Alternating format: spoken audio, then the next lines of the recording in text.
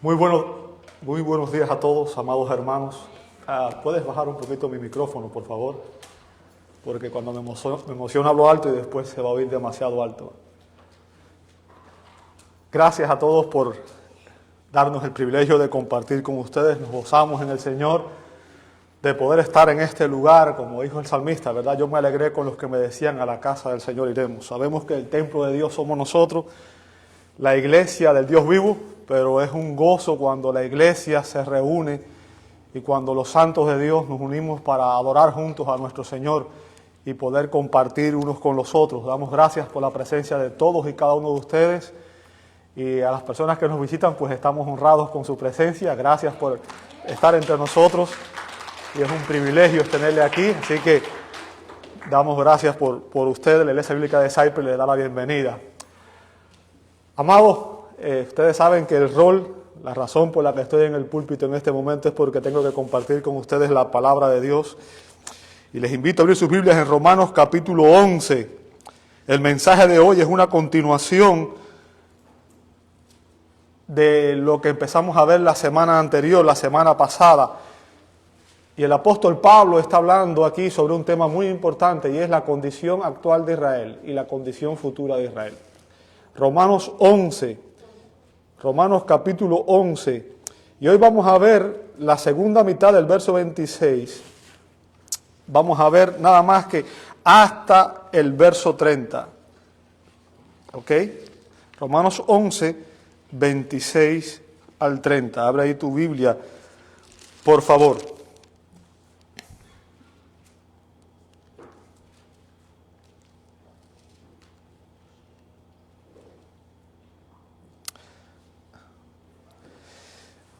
Vamos a leer, voy a pedir una vez más que se pongan en pie, por favor. Vamos a leer, voy a empezar desde el verso 25 y voy a leer hasta el verso 29, 25 al 29. Dice así la Escritura: porque no quiero, hermanos, que ignoréis este misterio, para que no seáis arrogantes en cuanto a vosotros mismos, que ha acontecido a Israel endurecimiento en parte, hasta que haya entrado la plenitud de los gentiles. Y luego todo Israel será salvo. Como está escrito: vendrá de Sión el libertador, que apartará de Jacob la impiedad. Y este será mi pacto con ellos, cuando yo quite sus pecados. Así que en cuanto al evangelio, son enemigos por causa de vosotros, pero en cuanto a la elección, son amados por causa de vosotros, porque irrevocables son los dones y el llamamiento de Dios. Vamos a darlo hasta ahí. Les invito a orar. Amado Dios, te damos muchas gracias por tu palabra. Gracias, Señor, porque en ella tú te has revelado. Y como, Señor, podemos decir que solo tú tienes palabras de vida eterna. Y es por eso que venimos a ti en esta hora, Señor, pidiéndote que tu Espíritu Santo habla a nuestros ojos espirituales y prepare nuestras mentes y nuestros corazones para que al recibir tu palabra, ella, Señor, penetre hasta lo más profundo y transforme, Señor, toda actitud, todas nuestras convicciones, y nos llenes de tu presencia. Señor, no permitas que salgamos de aquí como hemos llegado. Transfórmanos, Señor, a la imagen de tu Hijo. Rogamos todo esto en el nombre que es sobre todo nombre, en el nombre de Jesús, nuestro Señor y Salvador. Amén y amén. Tomen sus lugares, hermanos. Muchas gracias. Pablo comienza el capítulo 11 con una pregunta. ¿Ha desechado Dios a su pueblo? Obviamente sabemos que aquí se está refiriendo a Israel específicamente, porque desde el capítulo 9, 10 y 11, el enfoque de Pablo ha sido la posición de Israel en el plan de Dios. Y la pregunta que Pablo hace al principio de este capítulo sería: ¿ha desechado Dios total y definitivamente a Israel? Esta pregunta es retórica. Pablo se propone responderla él mismo. Primero, Pablo nos enseña que el rechazo actual de Israel es solo parcial. Lo vemos en los versos 1 al 10.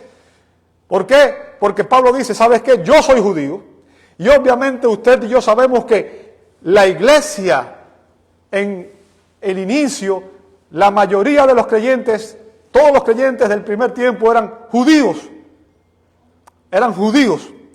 Así que dentro de la iglesia, a lo largo de toda su historia, ha existido un remanente de judíos fieles, de judíos mesiánicos, judíos que han recibido a Cristo por la fe como su Señor y Salvador, y son creyentes genuinos, forman parte del pueblo de Dios. Así que el rechazo actual de Israel, solo parcial, no es total. Dios no desechó a todos los judíos. Es lo primero que vemos en los versos 1 a 10. En segundo lugar, Pablo nos enseña que lo que le sucedió a Israel es parte del plan, es parte del propósito de Dios, y que Dios sabe lo que está haciendo. Versos 11 al 24. En su sabiduría divina, Dios eligió usar la tragedia de la incredulidad de Israel como una oportunidad para lograr la evangelización de los gentiles. Y cuando haya entrado la plenitud de los gentiles, habrá un nuevo día de oportunidad para Israel. Como dice el apóstol, ese día será tan grande que todo Israel será salvo, en el verso 26. Y esto no significa que literalmente todos y cada uno, sino que ese día el pueblo de Dios, todos aquellos que están por la fe en Cristo, serán salvos. Y en tercer lugar, el apóstol Pablo está enseñando que el rechazo actual de Israel es solo provisional. Y en los versos 25 al 36, Pablo nos presenta 4 evidencias de que Dios promete la futura restauración de Israel. 4 evidencias de que Dios promete la futura restauración de Israel. Bueno, ¿cuáles son las evidencias? La semana pasada vimos que la primera evidencia que el apóstol dio fue la promesa en los versos 25 y 26, ¿verdad? Versos 25 y 26. Específicamente, verso 26 dice, y luego todo Israel será salvo. Hay una promesa de que vendrá un día de salvación para Israel, ¿verdad? Y eso fue lo que vimos la semana pasada, en el mensaje de la semana pasada. Dios ha dado una promesa, una profecía de que en el futuro Él traerá a un gran número de israelitas a la fe en Jesucristo como su Mesías. Ahora, hoy veremos la segunda promesa, que esa promesa está basada, la segunda evidencia, y vemos que esa promesa está basada, esa promesa de salvación está basada en el pacto de Dios, en el pacto de Dios. Verso 26, la segunda parte al verso 30. Verso 26, la segunda parte, fíjense lo que dice, y luego todo Israel será salvo. Y después dice, como está escrito, ¿lo ve ahí? O sea, lo que Pablo va a decir aquí es algo que está en el Antiguo Testamento. O sea, lo que el apóstol Pablo hace es recurrir una vez más a las escrituras del Antiguo Testamento para respaldar su enseñanza. Y esto es importante que lo entendamos. Toda enseñanza que se da en la iglesia debe ser una enseñanza que tiene respaldo bíblico, debe tener respaldo de la Escritura. Ahora, lo que Pablo está diciendo aquí es que él encontró indicios de esa promesa de la futura restauración de Israel en las profecías sobre el nuevo pacto dadas por 2 profetas específicos, Isaías y Jeremías. Fíjense, en el verso 26, la segunda parte, Pablo comienza diciendo, vendrá de Sión el libertador que apartará de Jacob la impiedad. ¿Bien? ¿Lo ve ahí conmigo? Vendrá de Sión, y usted sabe que Sión es el monte donde está edificada la ciudad de Jerusalén. ¿Bien? Dice que el libertador, y sabemos que esa es una referencia ¿a quién? Al Señor Jesucristo, que apartará de Jacob. Y saben que Jacob fue uno de los patriarcas, Abraham, Isaac y Jacob. ¿Recuerdan eso? Y Jacob, Dios le cambió el nombre y le puso ¿cómo? Israel. Por tanto, cuando se habla de Jacob, se está hablando ¿de quién? De la nación de Israel. ¿Ok? Ahora, en esta alusión, porque lo que el apóstol Pablo hace aquí es una alusión, el apóstol Pablo, inspirado por el Espíritu Santo, y recuerden que el apóstol Pablo era un apóstol de Jesucristo, un profeta de Dios, tenía autoridad apostólica, ¿bien? Inspirado por el Espíritu Santo, lo que él hace es combina dos textos del Antiguo Testamento, dos pasajes del libro del profeta Isaías, y los presenta para respaldar la promesa en estas profecías. Los textos que el apóstol Pablo cita aquí son Isaías 59, 20 y 21. Isaías 59, 20 y 21. Dice así el texto bíblico: y vendrá el Redentor a Sión, y a los que se volvieren de la iniquidad en Jacob, dice Jehová, y este será mi pacto. ¿Lo ve ahí? Mi pacto con ellos, dijo Jehová, el espíritu mío que está sobre ti, y mis palabras que puse en tu boca no faltarán de tu boca, ni de la boca de tus hijos, ni de la boca de los hijos de tus hijos, dijo Jehová, desde ahora y para cuándo. O sea, vendría un día en que el Espíritu Santo estaría en los creyentes en Israel. Y eso sería para siempre. Bien. Y la otra cita que el apóstol Pablo utiliza aquí es Isaías 27, 9. Isaías 27, 9. Dice así el texto bíblico: de esta manera pues será perdonada la iniquidad de Jacob, y este será todo el fruto, la remoción de sus pecados, cuando haga todas las piedras del altar como piedras de cal desmenuzadas, y no se levanten los símbolos de acera ni las imágenes del Seol. O sea, lo que Pablo hace, él toma la primera parte del verso de Isaías 59, 20, y vendrá el Redentor a Sión, y una parte del verso 27, 9 de Isaías, donde dice, será perdonada la iniquidad de Jacob. ¿Ok? Ahora, sabemos que en su primera venida, Jesucristo, mediante su muerte sustitutoria y vicaria, inauguró el nuevo pacto. ¿Cómo lo sabemos? ¿Qué evidencias de eso tenemos? ¿Qué pruebas hay? Qué bueno que usted preguntó. Jesús dijo en Marcos 14, 24, y les dijo, esta es mi sangre del nuevo pacto, que por muchos es derramada. O sea, estaba diciendo que su sangre, su sacrificio, sería la instauración del nuevo pacto. El derramamiento de sangre en un sacrificio fue siempre el requisito de Dios al establecer cualquier pacto. Usted puede ver eso en Génesis 8:20, puede verlo en Génesis 15:10, Éxodo 24, 5 al 8. ¿Ok? Siempre se hacía a través del derramamiento de sangre.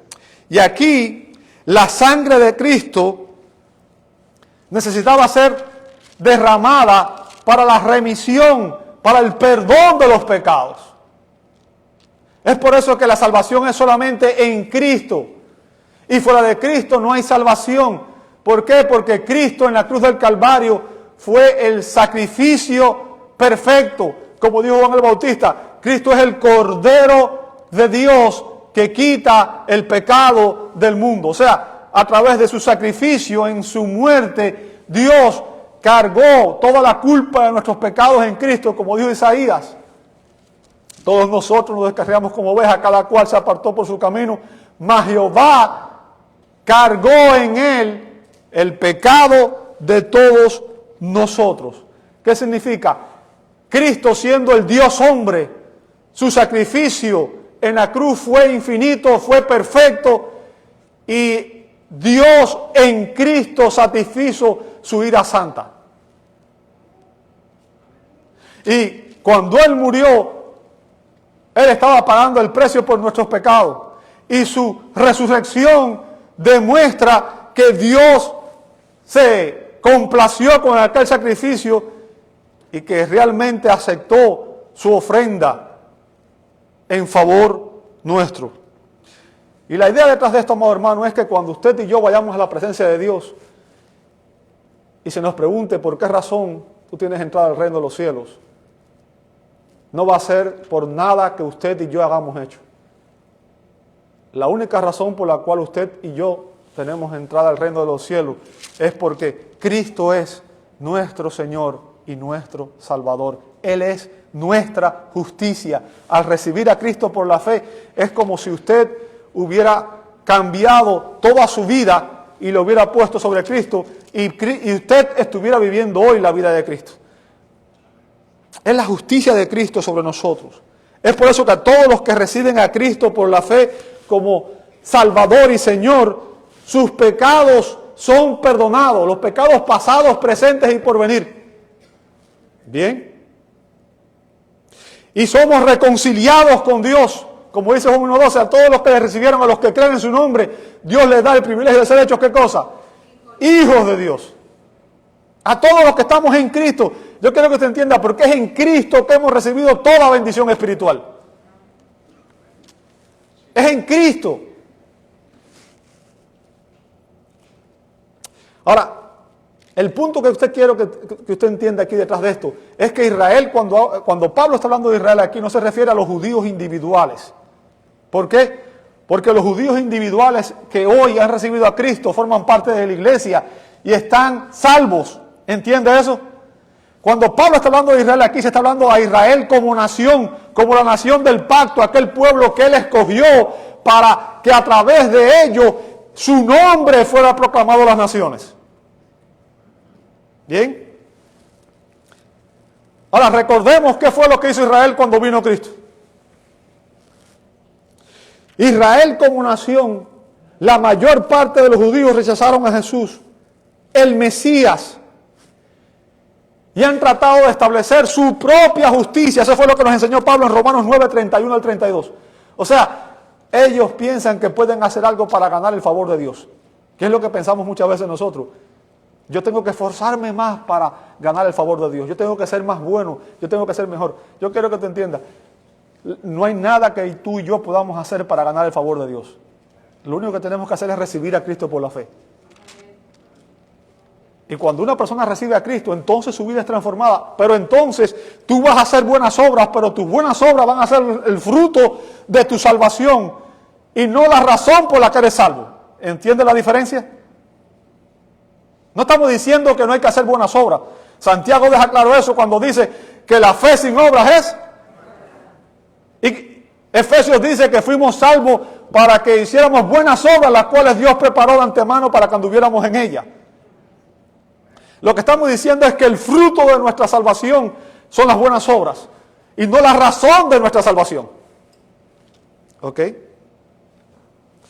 Ahora, el hecho de que Israel rechazó al Mesías es por esa razón que hoy Israel está bajo el juicio de Dios. Bajo el juicio de Dios. Israel como nación está bajo el juicio de Dios. Recuerde lo que dice Juan 3:16 al 18. Y la mayoría nos encanta Juan 3:16. De tal manera amó Dios al mundo que ha dado su Hijo unigénito para que todo aquel que en él cree no se pierda, mas tenga vida eterna. Esa parte hasta ahí a todo el mundo nos encanta, ¿cierto? Y es una parte muy bonita. Y está bien, no estoy diciendo que no, porque es palabra de Dios. Nuestro anhelo debe ser que todo el mundo sea salvo. Pero vea lo que dice después en el verso 17 en adelante. Dice, porque no envió Dios a su Hijo al mundo para condenar al mundo, porque el mundo ya estaba condenado cuando quebrantamos la ley de Dios, sino para que el mundo sea salvo por él. Ahora, verso 18 dice, el que en él cree no es condenado, pero el que no cree ya ha sido condenado porque no ha creído en el nombre del unigénito Hijo de Dios. Rechazar a Cristo es condenarse. Es importante que entendamos esto. Y el punto de la enseñanza de Pablo en este pasaje está en lo que el Redentor, Cristo, hará por Sión. Recuerde, Sión aquí es usado como un símbolo, se refiere a Jerusalén, pero se refiere a Israel, al pueblo de Israel, más allá de eso. ¿Verdad? Porque Israel es la ciudad del gran rey, es la ciudad donde el pueblo de Dios iba a adorar. Recuerda que en el Antiguo Testamento el templo era el centro de adoración. ¿Recuerdan eso? Y era el lugar donde los judíos debían ir a adorar a Dios. Ahora, en las promesas de Isaías, en los textos de Isaías, Dios prometió que un Redentor vendría a Sión y que cuando Él viniera desterraría la impiedad de Jacob. Eso es lo que dice Zacarías 13:1. Cuando el Redentor viniera, iba a desterrar, iba a sacar la impiedad, el pecado de Jacob. Y esta es la parte difícil de entender. ¿Por qué razón? Cristo vino, ¿sí o no? Pero Israel está en pecado, ¿sí o no? Así que sabemos que esto no ocurrió durante su primera venida. Pero yo quiero que usted vea, en ambos textos, la salvación prometida de Israel ocurre después de que Israel se haya hundido en el pecado y haya experimentado el juicio de Dios. El juicio de Dios. El contexto de Romanos 8, 26 al 28, evidencia que las palabras de Pablo son una referencia a la segunda venida de Cristo. ¿Por qué? Porque fíjense que la salvación de Israel ocurrirá ¿cuándo? Después de que haya entrado ¿quién? La plenitud de los gentiles. Verso 25. ¿Sí o no? Bien. Así que para que se cumpla la promesa de que todo Israel sea salvo, debe haber también un requisito más. Y es que todos sus pecados deben ser perdonados. ¿Por qué? Porque Dios no va a admitir el pecado en su presencia. Bien.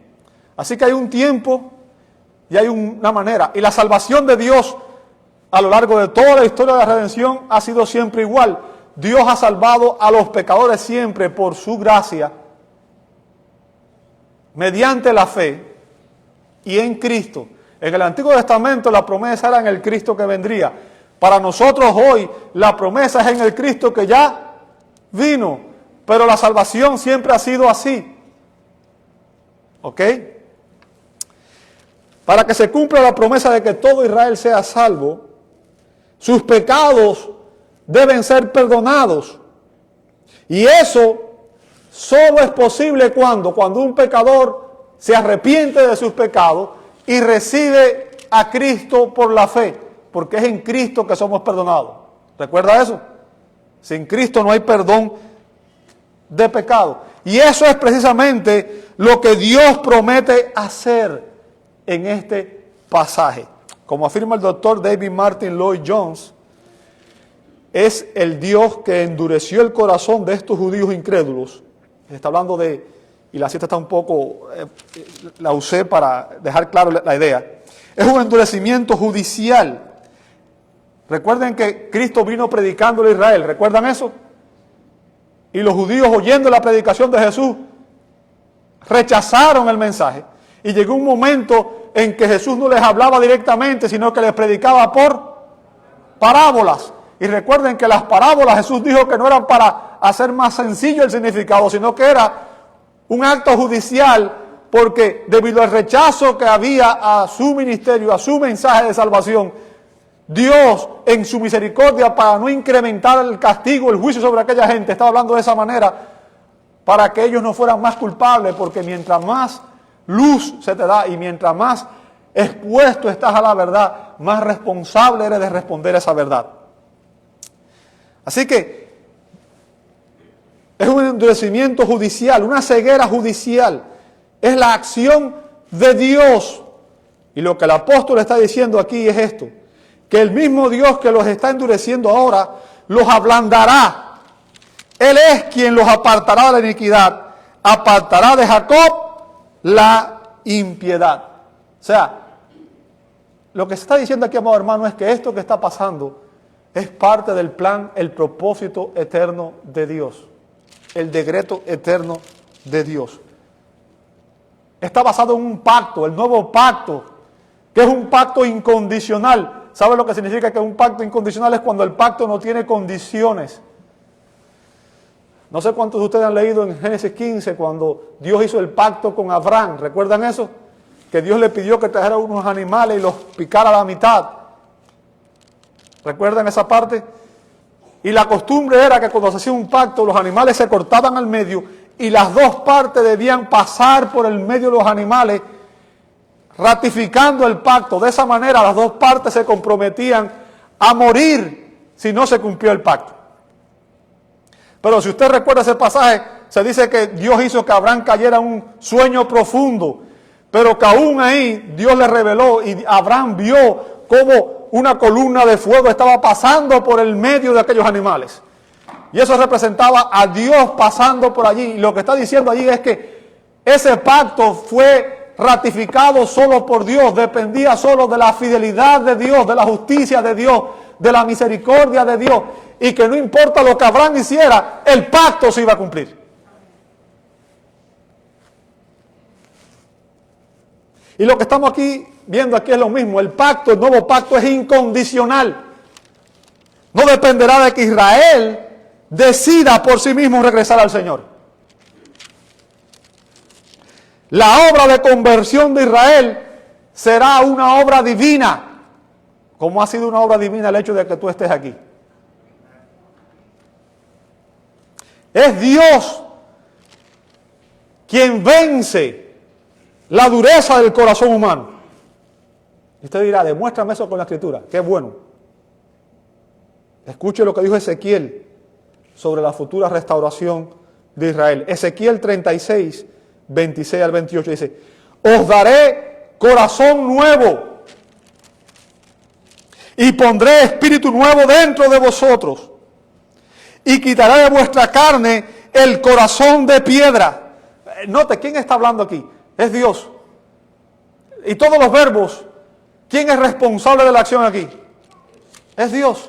Fíjense, os daré, dice Dios, os daré corazón nuevo. ¿Por qué? Recuerde que nuestro corazón estaba corrupto por el pecado. Recuerda eso cuando Jesús dijo en el Nuevo Testamento, del corazón de los hombres salen las malas acciones, los pecados, los hurtos, el adulterio, todas esas cosas. Entonces Dios está diciendo aquí, ¿sabes qué? Yo les voy a dar un corazón nuevo. Dice, y pondré espíritu nuevo dentro de vosotros. Y quitaré de vuestra carne el corazón de piedra, el corazón que está endurecido contra Dios. ¿Ok? Y os daré un corazón de carne, un corazón sensible. Y pondré, fíjense, y pondré dentro de vosotros mi espíritu, dice el Señor. Y noten lo que dice después. Y haré. Eso no es opcional. No está diciendo ustedes lo van a hacer si quieren. Fíjense, él dice, y haré que andéis en mis estatutos y guardéis mis preceptos. ¿Qué significa? Dios va a hacer que estos creyentes obedezcan su palabra. ¿Lo está viendo ahí? Y los pongáis por obra. Habitaréis en la tierra que di a vuestros padres. ¡Wow! Esa es una promesa increíble para Israel. Y vosotros me seréis por pueblo, y yo seré a vosotros por Dios. Ahora, ¿qué es lo que está diciendo ahí? Lo que se está diciendo es que Dios va a llamar eficazmente a todos aquellos que Él ha elegido durante la tribulación.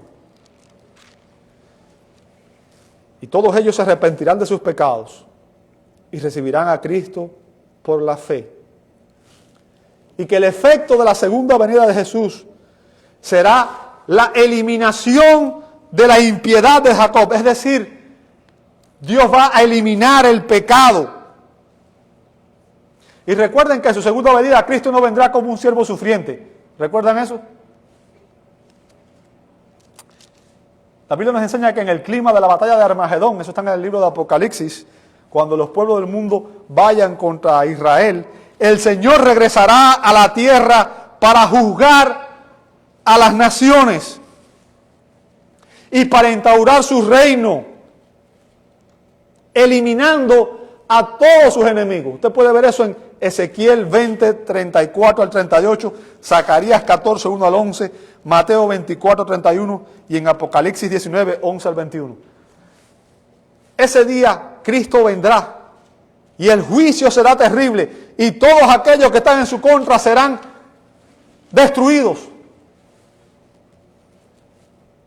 Sin embargo, todos aquellos que hayan recibido a Cristo por la fe durante la tribulación podrán pasar con seguridad bajo la vara del juicio de Dios.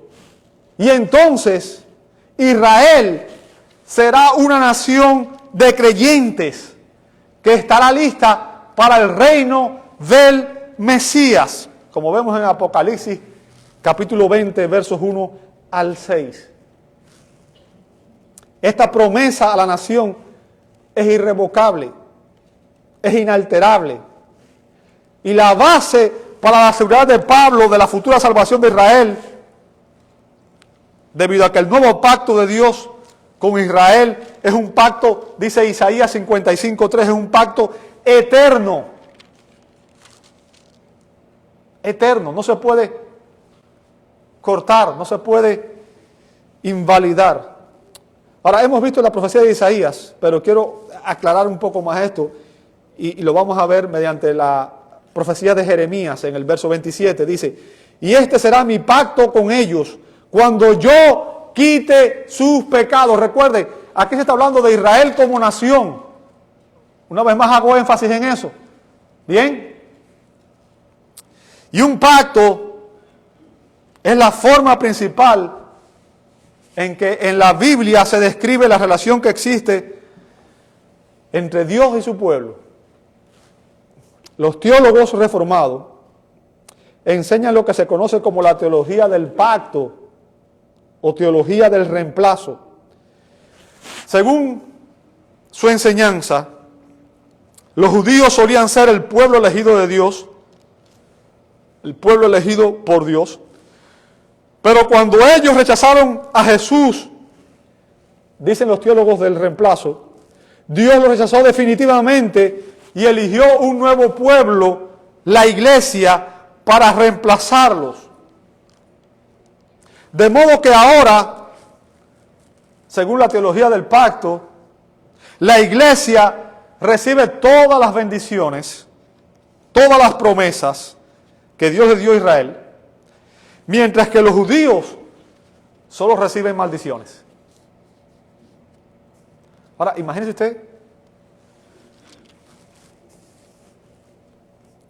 eso es una declaración un poco fuerte, porque en realidad quienes asesinaron a Jesús no fueron los judíos ni fueron los romanos. Recuerde eso. Recuerde que Jesús vino a morir. Y recuerde que fue el propósito eterno de Dios. Y que Dios usó incluso el pecado de esos hombres para lograr su meta, su propósito. Porque el propósito de Dios es irrevocable. Cuando Dios decide algo, no importa quién se oponga, el diablo, sus demonios, los pecadores más fuertes, no se pueden oponer al plan de Dios, al propósito de Dios, a la soberanía de Dios. Así que me llamó mucho la atención lo dicho por el doctor J. Montgomery Boyce cuando estudiaba este pasaje, que es un pastor y teólogo reformado, de quien tengo una admiración y un respeto profundo. Y si ustedes se han dado cuenta, en muchas de las notas que yo les doy a ustedes, hay citas de este hombre. Es un gran teólogo. En su comentario de Romanos, el doctor Montgomery Boyce dice que la teología del pacto en sí no fue elaborada hasta finales del período de la Reforma por dos de los seguidores de Juan Calvino, Zacarías Ursinus, 1534-1583, y Gaspar Olivainus, 1536-1587. Desarrollaron la idea de dos pactos principales, un pacto de obras establecido entre Dios y Adán, y un pacto de gracia establecido entre Dios el Padre y Dios el Hijo. Y el punto que me llama la atención, amado hermano, es que al final de cuentas, más que exegéticamente, la razón por la que enseñan esto es una cuestión de que permiten que su teología sea la que controle la manera de interpretar la Biblia. Yo quiero que ustedes entiendan algo. Un pacto es una promesa solemne. Un pacto es una promesa solemne. Y esto es importante, ¿sabe por qué? Porque en la Biblia, por ejemplo, el matrimonio es visto como un pacto entre Dios, un hombre y una mujer. Y se nos llama a ser fieles al pacto. Hay dos pasajes, en uno se dice que dice, no seas desleal a la mujer de tu pacto. Y a la mujer se le dice lo mismo, que no quebrante el pacto que ha hecho con su esposo. O sea, un pacto es una promesa solemne. Recuerda que cuando una persona se casa dice, prometo serte fiel en la salud, en la enfermedad, en la riqueza, en la pobreza, y hasta que no se separe. Pero la muerte a veces no ha llegado y ya nos estamos separando, ¿cierto? Y quebramos el pacto. Y es por eso que nosotros no podemos confiar en nosotros, los hombres no podemos confiar en los hombres, como dice la Escritura, porque nosotros fallamos, nosotros mentimos, ¿sí o no? Pero ¿sabe qué? Dios no falla, Dios no miente, Dios no engaña, Dios es fiel. Contrario a lo que enseña la teología del pacto, vemos que Pablo encontró indicios de esta promesa de la futura restauración de Israel en las profecías dadas por Jeremías. Veamos la profecía de Jeremías, en Jeremías 31, 33 al 34. Jeremías 31, 33 al 34. He aquí, vienen días, dice Jehová, en los cuales haré nuevo pacto. ¿Con quién?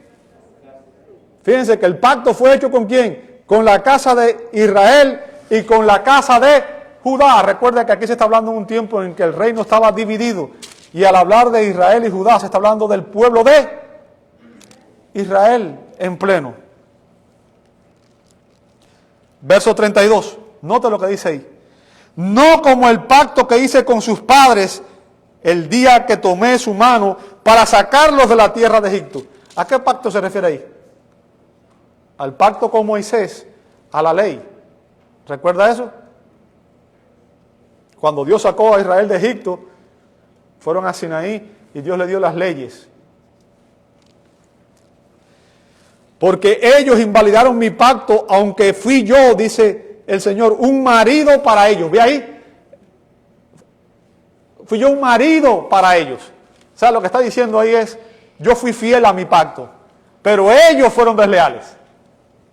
¿Ve el punto que le estaba haciendo ahorita? Dice Jehová, pero este es el pacto que haré, hablando del nuevo pacto, con la casa de Israel después de aquellos días, dice Jehová. Daré mi ley, ¿dónde? En sus mentes, y las escribiré y yo seré ellos por Dios, y ellos serán por pueblo, y no enseñará más ninguno a su prójimo, ni ninguno a su hermano, diciendo, conoce a Jehová, porque, ¿quiénes?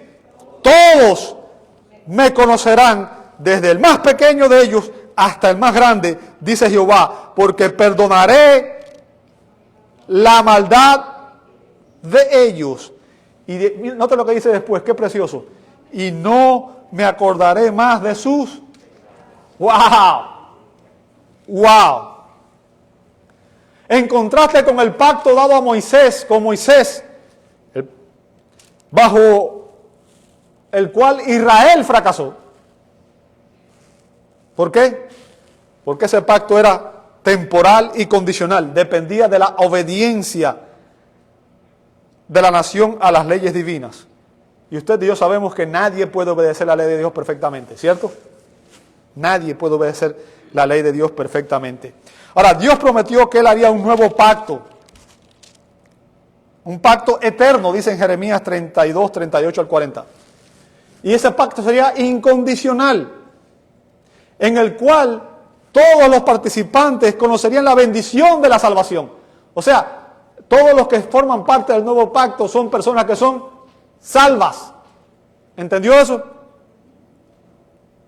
Y lo que este pasaje está hablando, amado hermano, está anticipando las circunstancias especiales, ideales del reino milenial.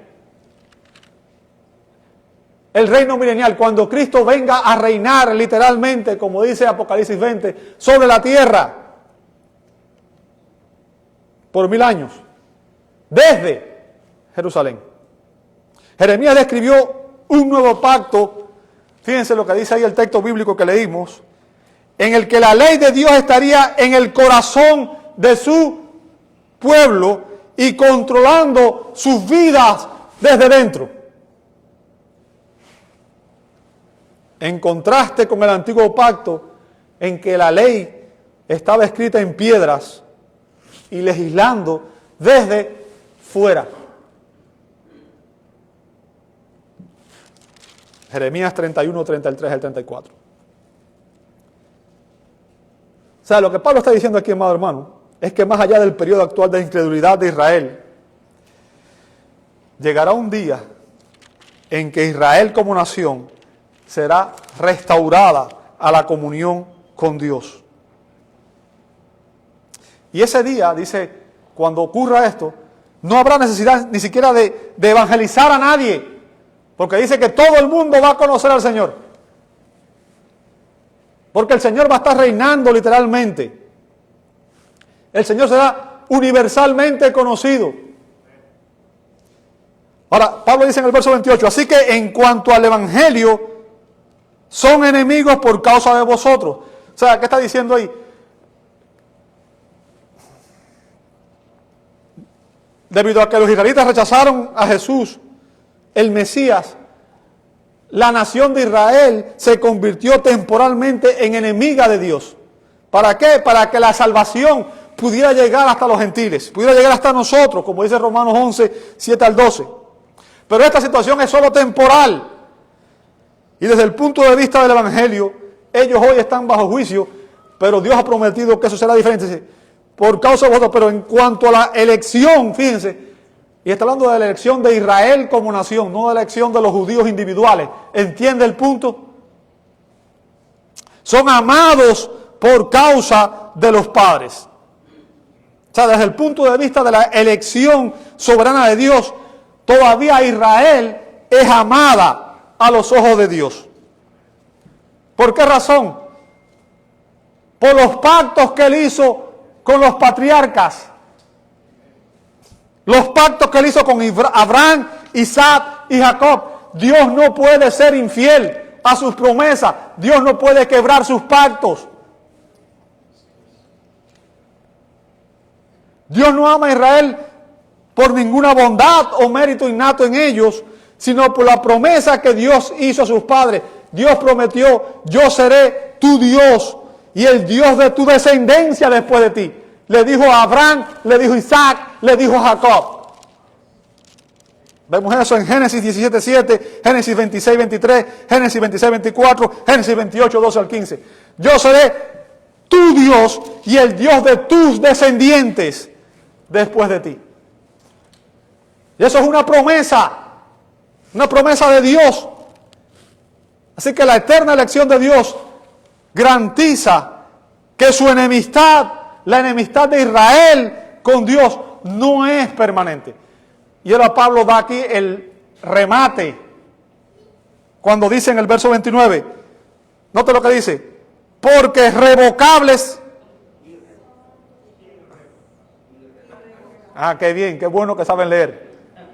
Hay una diferencia entre decir que algo es revocable y algo es irrevocable. Porque cuando se dice que algo es irrevocable, ¿qué significa? Que no se puede revocar, que no se puede echar para atrás, que después que se dice, eso va hasta el final, hasta la última consecuencia. ¿Comprende eso? Y quien dice eso, ¿quién es? Es Dios. Dice, porque irrevocables son los dones que Dios da y el llamamiento que Dios hace. ¡Wow! Cuando el Señor eligió a la nación de Israel para ser su pueblo, se comprometió por sí mismo, por sus propias promesas, a llevar a los judíos a la salvación y que ellos serían para siempre su pueblo santo y amado. Los hombres podemos cambiar de opinión. Pero Dios no puede cambiar, ni arrepentirse, ni revocar sus promesas. Números 23, 19. Dios no es hombre para que mienta, ni hijo de hombre para que se arrepienta.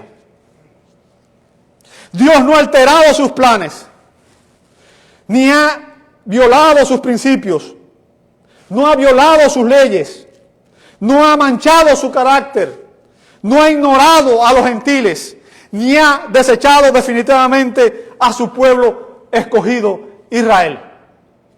Porque Dios es fiel. Y como afirma el doctor John MacArthur, Dios no es una víctima, Dios no reacciona a los actos de los hombres, Dios no se está adaptando a lo que sucede en el mundo, Dios no está replanteándose y rompiendo los viejos planes. Dios está controlando la historia. Él es el Dios soberano y lo que Él ha prometido, Él lo va a cumplir. Dios va a restaurar a su pueblo Israel. Sus promesas son fieles. Te invito a orar. Amado Dios, te damos gracias por tu misericordia. Y gracias porque esta palabra nos da esperanza de que podemos confiar en ti. Señor, sabiendo que aun cuando nosotros en ocasiones somos infieles, tú permaneces fiel. Y que tú, Señor, nos has llamado a salvación en Cristo. Y que si estamos en Cristo, aún a pesar de, tú has prometido, Señor, que nos llevarás hasta el final. Padre, te damos gracias por tu fidelidad. Gracias porque al ver tus propósitos, Señor, es inconcebible para nuestras mentes finitas ver tu majestad, tu grandeza, la manera en que tú obras, la manera en que tú te glorificas a través de las naciones y la manera, Señor, en que tú has provisto un medio para que muchas más personas, judías y gentiles, puedan llegar a conocer la salvación que es en Cristo Jesús. Padre, te damos gracias una vez más y te damos toda la gloria y toda la honra porque solamente tú eres digno. En el nombre de Jesús. Amén y amén.